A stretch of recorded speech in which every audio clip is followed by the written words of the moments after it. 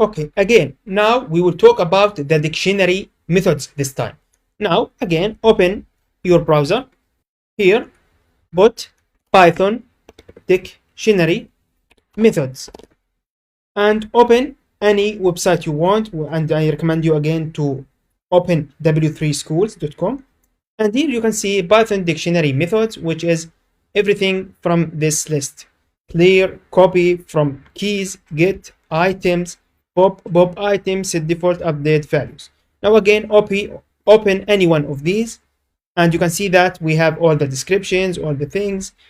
Again, I will not handle all of these in details actually, because they are very simple. Just copy and paste them. Just try them out if you are curious.